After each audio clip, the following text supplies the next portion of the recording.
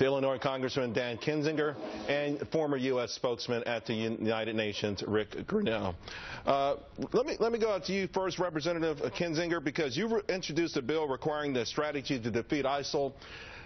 I haven't read the whole thing, but I suspect closing Gitmo isn't part of it. No, that's not part of defeating ISIL. You know, look, and this is the whole funny thing about this. Funny, tragically funny, is the president still acts like Gitmo is some kind of a propaganda tool for terrorism. Look, they're killing Westerners. They're taking over Syria and Iraq, not because Gitmo exists, but because in radical Islamic jihadism, they believe that they basically need to control and rule the world, including anybody that doesn't believe their specific strain of Islam. So, you know, yeah, this idea that somehow Gitmo is fueling this fire is incorrect. Instead, it's exactly where they need to be. It's where they need to be held, besides other than bringing them to the United States and giving them the constitutional rights that was afforded to them, afforded to us by our founding fathers. Well, hold on. Are you saying that that's an option as well that you'd be okay with? No, and that's the thing is, keep them in Gitmo. I've been there, so I actually went to Gitmo, and then I went to a prison in Pontiac, Illinois, in my district after that. These folks are treated according to Western standards. It's the same as what you see in a prison in the United States.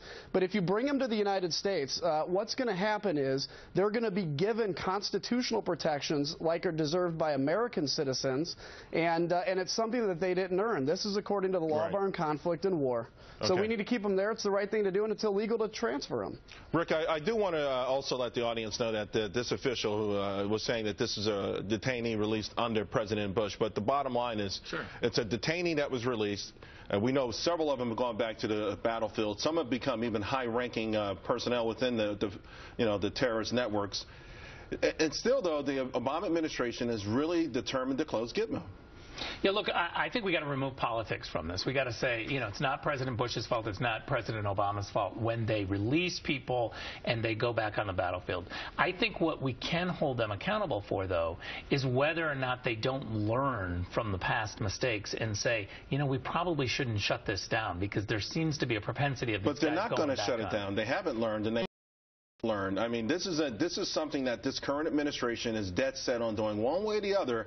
I think President Obama made a promise to do this, and he thinks it's part of its legacy. Well, look, he does think it's part of his legacy, but what he's not admitting is that he's bombing in Syria, so he's continuing this war. And the law of war, all of the Geneva Conventions, all of the international diplomatic treaties say that this is legal. When there's a war going on, you can pull them off the battlefield and hold them temporarily. That's what we're doing. If President Obama continues to bomb, continues to push this war forward, he then can't complain that that temporary battlefield hold.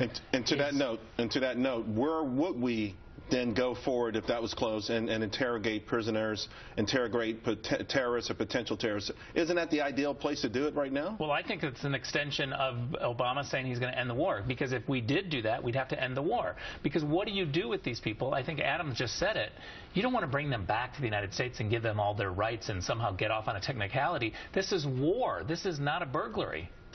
Representative Kinzinger, the news in Brussels, again, just as horrific as it is, it would seem to me, listen, my idea is, you know what, we should double, triple the size of Gitmo and start to really populate it, because the war is not going to go away. Whether President Obama wants to declare this thing over, close Gitmo or not, the terrorists are determined to go after us. There are now reports that ISIS has unleashed 400 more fighters to terrorize Europe.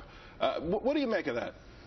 Yeah, look, this is a generational fight where now what you saw in Brussels, what you've seen in Paris, what you saw in San Bernardino, this is going to continue. And the key is, you know, we have to give law enforcement the tools to obviously prevent these and arrest people where necessary, but we've got to defeat the Islamic State in Syria, in Iraq, in Afghanistan, in Libya, because what happens is when the Chicago Bulls are really good, Chicago here, everybody's wearing a jersey. When they start losing games, not as many people are wearing them. When you have these perceived successes of ISIS, it's much easier for them to recruit. But when you begin to roll them back, when you destroy their caliphate, when you push them out of Raqqa, and when you frankly show the bodies of these folks that went there to commit jihad and just ended up dead, you have a harder time recruiting, and that's how we begin to win this war. You have to fight them there, or we're only going to fight them here.